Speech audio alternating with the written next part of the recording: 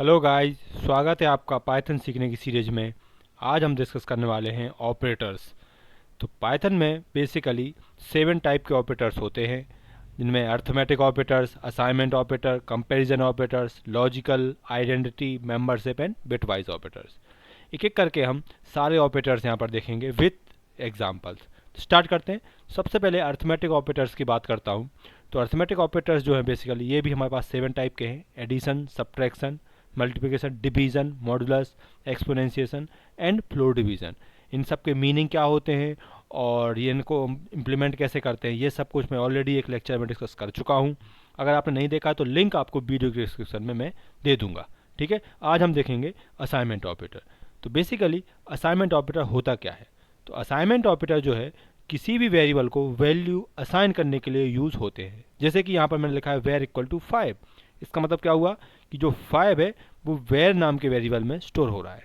ठीक है, assignment operator को हम अदर ऑपरेटर, चाहे वो अर्थमेटिक हो या कोई और से ऑपरेटर हो, उनके कॉम्बिनेशन के साथ भी हम लिख सकते हैं। जैसे यहाँ लिखा है मैंने plus equal to, minus equal to, multiply equal to, divide equal to, modulus equal to.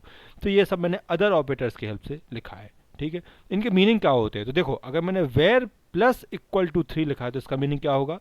इसका मीनिंग ये होगा कि वेर में जो वैल्यू है उसमें 3 को ऐड करो और रिजल्ट किस में स्टोर करो? वेर में। ये देखिए, ये मैंने मीनिंग लिखा है यहाँ पे। इसका क्या लिखा है मैंने कि वेर में जो वैल्यू है, ठीक है, उसमें 3 ऐड करो और रिजल्ट किस में? वापस से वेर में ही स्टोर करो।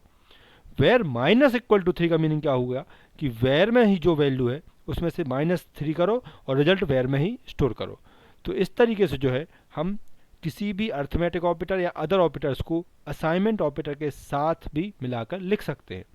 अब इसको प्रोग्राम की हेल्प से समझते हैं। तो सबसे पहले मैं यहाँ पर एक असाइनमेंट डॉट पी वाई नाम की फाइल क्रिएट कर लेता हूँ। ठीक है, मैंने ऑलरेडी क्रिएट कर रखी है और टाइम बचाने के लिए मैंने इसमें कोड भी लिख रखा है। ठीक है, ये देखिए, आपको मैं कोड समझा देता हूँ। मैंने क्या किया है, मैंने a इक्वल टू 22 जो है वैल्यू असाइन की है। उसके बाद मैंने a की वैल्यू डिस्प्ले भी करा दी ताकि मुझे पता चल जाए कि ये में क्या वैल्यू है, आउटपुट स्क्रीन पर आ जाए। फिर मैंने क्या किया, फिर मैंने एक एक करके उनमें ऑपरेशन परफॉर्म किए। जैसे कि मैंने लिखा है क्या, a plus is equal to 2। इसका मीनिंग क्या होगा? इसका मीनिंग होगा कि a equals to a plus 2। ठीक है, हम ऑलरेडी ये डिस्कस कर चुके हैं, है ना। अच्छा, a माइनस इक्वल टू 2 का मीनिंग क्या होगा? तो इसका मीनिंग होगा a equals to a minus 2। ठीक है, a स्टार इक्वल टू 2 का मीनिंग क्या होगा? तो इसका मीनिंग क्या होगा? a equals to a star 2, मतलब a मल्टीप्लाई 2। ठीक है, और a डिवाइडेड बाई 2 का मतलब क्या होगा? इसका मतलब होगा a equals to a divided by 2। तो ये जो है मैंने ऑपरेशन यहाँ पे परफॉर्म किया। आप और ऑपरेशन भी लिख सकते हो, जैसे कि आप लिख सकते हो मॉडुलस वाला भी, ए मॉडुलस इक्वल्स टू, मैंने सपोज 3 लिख दिया तो ये मॉडुलस बता देगा कि मॉडुलस का ऑपरेशन क्या होगा। तो इस तरीके से आप और भी लिख सकते हो। ठीक है, तो ये क्या हो गया? ये मॉडुलस हो गया, है ना। मॉड्यूलस इक्वल्स टू या रिमाइंडर इक्वल्स टू, है ना, जो भी आप लिखो। रिमाइंडर लिख देता हूँ, वो ज़्यादा सही रहेगा, क्योंकि मॉडुलस ऑपरेटर क्या बताता है? रिमाइंडर बताता है ना। तो रिमाइंडर इक्वल्स टू हमारा क्या हो जाएगा? ये ए। ठीक है, ए इसलिए लिख रहा हूँ क्योंकि वापस रिजल्ट ए में ही आके स्टोर होने वाला है। ठीक है, तो देखते हैं। तो चलिए, अब हम एक एक करके इसको प्रिंट कराते हैं। तो मैं इसको क्या कर देता हूँ, सेव कर देता हूँ और रन कराने के लिए मैं यहाँ पे क्या ओपन कर लेता हूँ? टर्मिनल। जैसा कि मैं पहले भी आपको ये चीज़ें बता चुका हूँ। राइट क्लिक करता हूँ और टर्मिनल को ओपन कर लेता हूँ। ठीक है, थोड़ी देर में टर्मिनल ओपन हो जाएगा। ये ओपन हो गया है। अब रन कराने के लिए मैंने आपको क्या बताया था कंसेप्ट, कि क्या करते हैं हम? रन कराने का सीधा सा कंसेप्ट है कि हम पाइथन लिखते हैं और उसके बाद उस फाइल का नाम जिसे रन कराना है। ठीक है, तो मैं यहाँ पे लिखता हूँ पाइथन और स्पेस, और फाइल मुझे कौन सी रन करानी है? असाइनमेंट डॉट पाई, सॉरी, हाँ, असाइनमेंट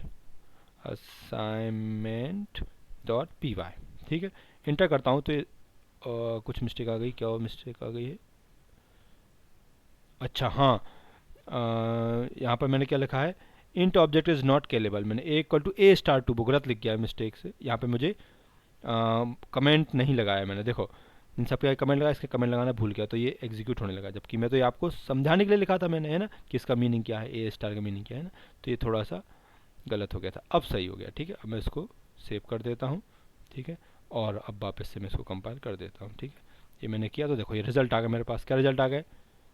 ओ सॉरी सॉरी सॉरी, रिजल्ट ये आ गया, है ना। मैं यहाँ पे कोड के रूप में भी लिख देता हूँ ताकि आपको कोड भी समझ में आता है। देखिए, सबसे पहले मेरा रिजल्ट क्या आया? मेरा रिजल्ट आया सबसे पहले ए इक्वल टू 22, जो मेरा ए में 22 था, मैंने डिस्प्ले करा दिया। फिर एडिशन में मैंने क्या लिखा था, ए प्लस इक्वल टू 2, इसका मतलब 2 ऐड होगा ए में और वापस से ए में स्टोर हो जाएगा। तो ए की वैल्यू 22 थी, उसमें 2 ऐड हो गया तो क्या हो गया, 24 हो गया।